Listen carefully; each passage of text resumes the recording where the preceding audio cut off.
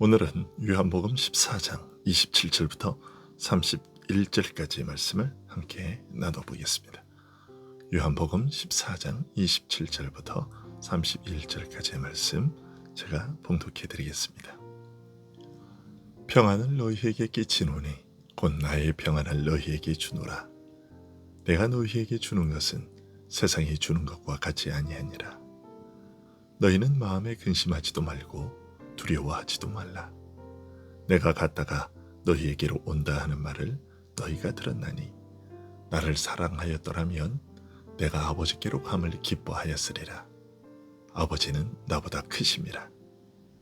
이제 일이 일어나기 전에 너희에게 말한 것은 일이 일어날 때에 너희로 믿게 하려 함이라. 이후에는 내가 너희와 말을 많이 하지 아니하리니 이 세상에 임금이 오겠습니다. 그러나 그는 내게 관계할 것이 없으니 오직 내가 아버지를 사랑하는 것과 아버지께서 명하신 대로 행하는 것을 세상이 알게 하려 함이로라. 일어나라, 여기를 떠나자 하시니라. 아멘. 오늘 본문 앞에서 주님은 제자들에게 자신이 부활 승천하신 이후에는 성령을 보내실 것이며 그렇게 보냄을 받아오신 성령께서는 주님께서 제자들에게 하신 말씀을 기억나게 하실 것이라고 알려주셨습니다. 그러나 주님께서 말씀하신 그 기억나게 하실 것이라는 말씀은 단순히 사라진 기억을 되살려낸다는 뜻이 아니라 주님께서 하셨던 그 말씀으로 우리를 가르치실 것이라는 의미였습니다. 비록 눈으로 보고 귀로 듣는 그런 형태로 경험하는 것은 아니지만 더욱 깊고 신비한 방식으로 영적으로 예수님께서 자신을 우리에게 나타내실 것이라는 의미였습니다. 그런 말씀을 하신 이후 오늘 본문에서는 평안을 너희에게 끼치노니 라고 말씀하십니다.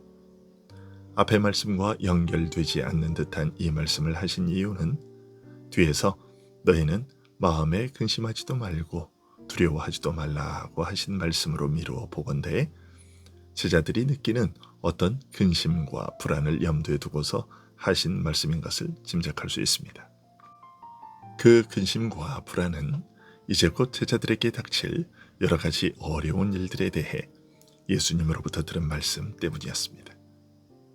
제자들 중 하나가 배신할 것을 알리시는 예수님의 말씀에 제자들은 그 마음이 흔들려 서로를 바라보며 누구에게 대하여 말씀하시는지 의심하게 되었던 것입니다. 그러나 무엇보다 두려운 것은 예수님께서 이처럼 연약한 저들을 세상에 남겨두고 떠나실 것이라고 하신 것이었습니다. 지금까지는 여러 번 실패를 반복하며 거듭 책망을 받았을지라도 주님께서 저들과 함께 계시면서 보호하시고 돌보아 주셨습니다. 그런데 아직 제대로 서지도 못한 저들을 홀로 남겨두고 떠나신다는 말씀에 제자들은 근심하지 않을 수 없었습니다. 더욱이 그들 중에서 주님을 팔 사람이 나올 것이며 베드로처럼 믿음이 확실한 제자까지도 주님을 배신할 것이라고 밝히심으로써 모든 제자들이 하나같이 다 무너져 실패할 것을 알려주신 다음에 이처럼 연약한 저들을 남겨두고 떠나신다고 하셨으니 제자들이 불안해하지 않을 수 없었던 것이죠. 주님은 이런 제자들의 생각과 마음을 잘 아셨고 그래서 그들에게 말씀하시기를 너희는 마음에 근심하지 말라. 하나님을 믿으니 또 나를 믿으라고 하신 것입니다. 이 말씀은 어차피 닥칠 일이니 체념하라 가라. 너희로서는 어찌할 방도가 없으니 근심 걱정 다 잊어버리고 마음을 편히 하라는 형식적인 위로나 일반적인 격려가 아니었습니다. 이것은 매우 적극적이고 독특한 위로와 격려였습니다. 왜냐하면 예수님께서 적극적으로 저들에게 평안을 끼칠 뿐만 아니라 그 평안을 가리켜 나의 평안이라고 하셨기 때문입니다. 그리고 예수님께서는 우리에게 베푸시는 평안은 세상이 평안을 주는 것과는 다르다고 하셨습니다. 그 이유는 14장 3절에서 이미 말씀하신 대로 주님이 떠나가시는 것은 우리 믿는 자를 영접하여 함께 거실 초소를 마련하기 위해서이기 때문입니다. 비록 세상을 떠나 아버지께로 가시지만 이렇게 떠나시는 것 자체가 바로 저들로 하여금 아버지께 나아가 영생을 얻게 하시는 진리를 드러내시고 길을 마련하시는 일이며, 떠나시기 전이나 후에나 여전히 예수님께서는 이런 참 생명에 이르는 유일한 길과 진리 되심을 알리셨습니다. 예수님께서 세상을 떠나신다고 해서 참 생명의 근원이신 아버지께로 나아가는 진리와 길이 달라지거나 사라지는 것이 아니라고 알려주신 것입니다. 특별히 아버지께로 가시면 주의 이름으로 구하는 모든 것을 시행하심으로써 우리 믿는 자로 하여금 주님께서 행하신 바로 그 일을 더욱 영광스럽게 이루게 하실 것이라고 하셨습니다. 무엇보다 아버지께 구하여 너희에게 성령을 주셔서 영원토록 너희 안에 거하시게 할 것이라고 하셨습니다.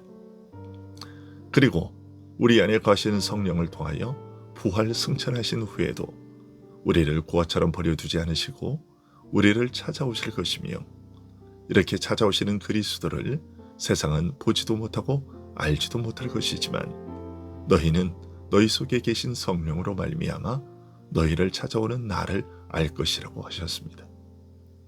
그러나 예수님은 홀로 찾아오시는 것이 아니라 아버지와 하나요 아버지 안에 계신 아들로서 찾아오시기 때문에 아버지와 아들께서 우리 믿는 자와 더불어 함께 거하실 것이라고 알려주셨습니다. 구체적으로는 우리 안에 거하시는 성령께서 우리의 말씀을 우리에게 실제로 이루어 경험하고 누리게 하심으로써 부활 승천하신 그리스도를 우리에게 나타내어 증거하실 것이라고 알려주셨습니다. 이 전체가 바로 예수님께서 우리에게 베풀어 누리게 하실 것이라 말씀하신 평안입니다. 예수님으로부터 얻는 평안이요 오직 그만 주실 수 있는 독특한 평안입니다. 믿는 자가 누리는 평안은 이런 것이기 때문에 세상이 주는 평안과는 전혀 다르다고 하신 것입니다. 연약하여 스스로 설 수 없는 저희를 세상에 남겨두고 아버지께로 가시지만 성령을 보내어 저희 안에 영원토록 계시면서 이런 은혜를 베푸시게 할 것이기에 근심하지 말고 두려워하지 말라고 하시는 것입니다. 주께서 성령으로 베푸시는 은혜가 능히 너희로 하여금 이런 근심과 두려움을 극복하고 평안하게 하실 것이라는 뜻입니다. 그리고 저들의 연약함을 드러내어 알리시는 말씀에 심히 흔들리는 저들에게 지금까지 가르쳐 위로하고 격려하신 말씀을 간략하게 줄여서 말씀하시기를 내가 갔다가 너희에게로 온다 하는 말을 너희가 들었나니 라고 하셨습니다. 예수님께서 세상을 떠나 아버지께로 가시는 것이 사실이기는 하지만 이것은 결코 저들을 세상의 고아처럼 버려두는 것이 아니라 오히려 저들 안에 영원토록 거하시는 성령님을 통하여 저들을 찾아와 아버지와 함께 저들과 거처를 함께하며 서로 사랑하는 가운데 나타내시는 은혜로 이어질 것을 알려주신 것입니다. 이에 이어서 나를 사랑하였더라면 내가 아버지께로 감을 기뻐하였으리라. 아버지는 나보다 크심이라고 하셨습니다. 너희가 지금까지 나를 사랑했다면 내가 아버지께로 가는 것을 오히려 기뻐했을 것이라는 말인데요. 왜냐하면 예수님께서 떠나시는 것은 자기보다 크신 아버지께로 가서 그에게 구하여 이 모든 은혜를 저희에게 이루실 성령을 보내어 저희 안에 영원토록 거하시게 할 목적으로 떠나시는 것이기 때문입니다. 예수님께서 세상을 떠나 하늘로 가신다 하더라도 우리 안에 거하실 성령으로 말미암아 예수님께서 세상에 계실 때보다 더 깊고 풍성한 은혜들이 베풀어질 것이기 때문입니다. 그러면 예수님께서 이런 일들을 굳이 미리 알려주시는 이유는 무엇일까요? 그에 대해 말씀하시기를 일이 일어날 때에 너희로 믿게 하려 함이라 하고 알려주셨습니다.